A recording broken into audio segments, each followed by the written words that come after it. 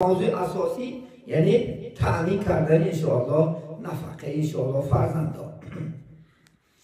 در کتاب کفایه انشاءالله خداخواست شرح پاینده درباره انشاءالله خداخواست اینا هیزانه میگه شریعت. یعنی هیزانه بودگی چیست؟ یعنی در کنار گرفتن معناش یک معناش انشاءالله خداخواست. در شریعت است پدر و مادر وقتی که جدا میشوند، جدا شدن من حالت چنده همون یعنی فرزند کدامش تربیه گرفتن چی میگن هیزانه میگن. اینا کی تربیه ده حق داره، کی باید که انشاءالله بچه و دختری که کودک یا لیاشه بعد انشاءالله طلاق شدن کی ها حق داره. همین موضوع قطعا میگن سوال شیخ محمد صادق محمد حسین کتاب شرح دادگیان یکی بهترین شیخ های روی دنیا، نه یک ازبکستان زمین بلکه این شیخ است که تمام دنیا اعتراف میکنه. این شیخ میگه وقتی که یک سبب کتی کدام حالت کتی میگه وقتی که جدا میشوند قطعی نظر یعنی وقتی که مادر اگر خواهد فرزندو مادر نداده میشوند. ببینید عبدالله ابن عمر رضی الله عنهما ان امرأة قالت یا رسول الله این ابنی هذا کان بطنی له وعاء و ثدی له سقاعا و حجری له هباعا و این آباه طلقنی و اراد ان ينتزعه مني فقال لها رسول الله صلی الله علیه وسلم انت احق به ما لم تنکیه. عبدالله ابن عمر این حدیث روایت میکنه یک زن میگه پیش پیغمبر صلی الله علیه وسلم اومد گفت انا گفت فرزند شکم من برای این جای بود، یعنی من در شکمم 9 ماه این بچه برداشته گشته. وقتی که به دنیا آوردمش سینه‌های من برای این چی بود؟ جوی شیر بود. من مکندمش دوای رسوندمش یعنی کلون شد.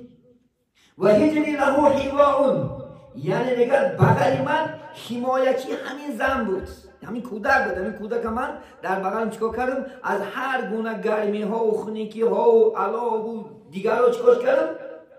حمایش کردم. ببینید اگه میگه پدرش من طلاق کرد و میخواد که من فرزند از من کشیده بگیره یتنزعه منی، من کشیده گرفتن نمیخواد. بس رسول الله حکم کردن که انت احق به، تو حقدار هستی. ای زن گفت اگر مادامی که تو نکاح نکنه، اگر تو در نکاح نمیگیرته ای باشه تو حقدار هستی.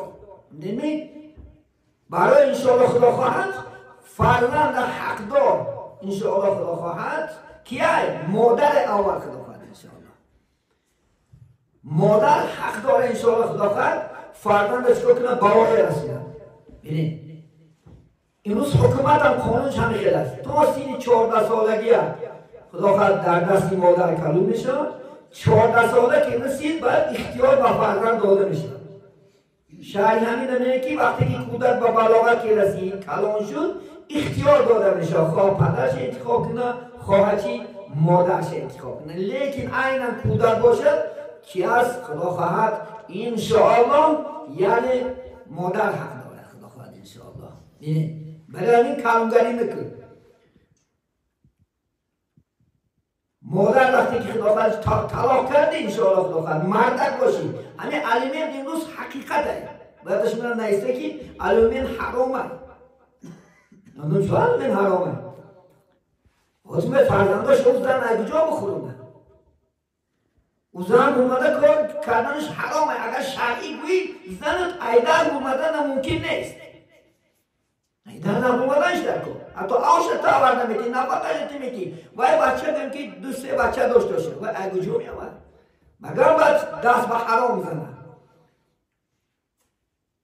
اسلام همش اعتبار کرده چون که روز مردا اکثرش نامرده. همین که جدا شد خدا خواهد انشاءالله نه پولش میته نه نفقهش میته تمامی رخش نبره بدبخت. این حقیقت نباشه محلت یک سوال کرده بید رئیس محلت را پرسیده بید چنان انشاءالله معامله میکنه.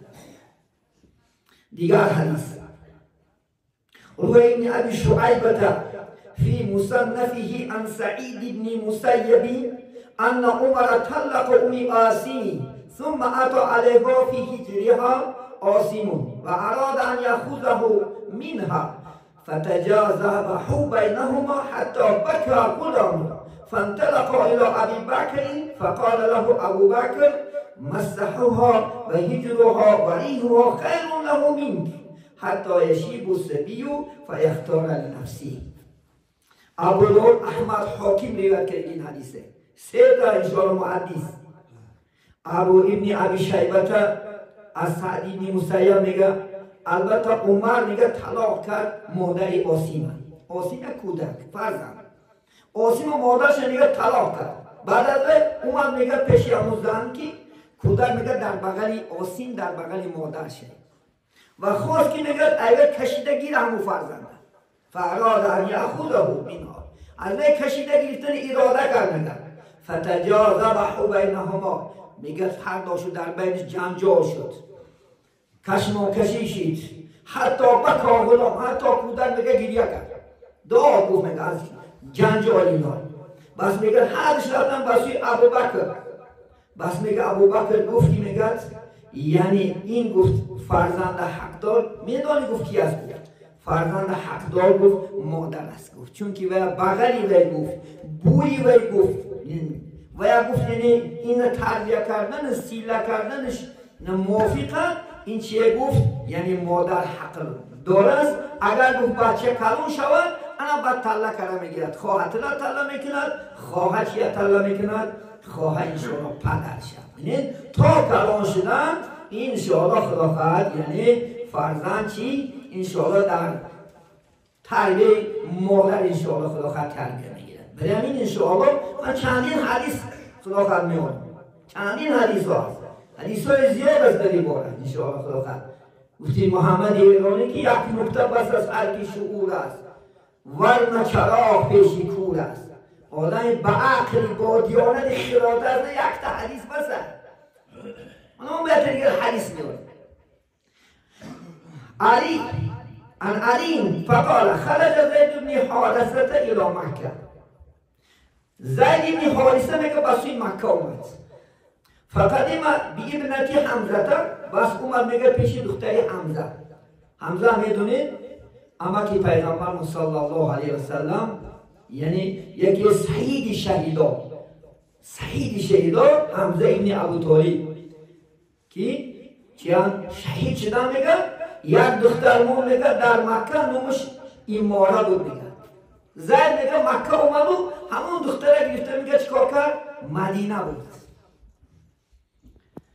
وقتی که بودنش فقال جعفر گفت میگه انا اخذها من این گفت دختر که تربیه میگیرم انا احق بها ابنتو عمی چون که من در حق دارتون چون که دختری عمکی در دست من است و این خالتو و در نزد من خالشه همین زنی من خاله همین دختر نشان من حق دارم و این ما خالتو امی چون که این خاله مادری همینه چون که خاله بجای مادره شرعی اگر حساب کنه خاله رول مادر را بازی میکنه. نمیشه حالت آمدن وقتی که دختر اگر باشه هیچ کس تربیه کننده اون مردی فاسق و عمک و تابا و دیگر زندن خاله هم شریعت میفرمه.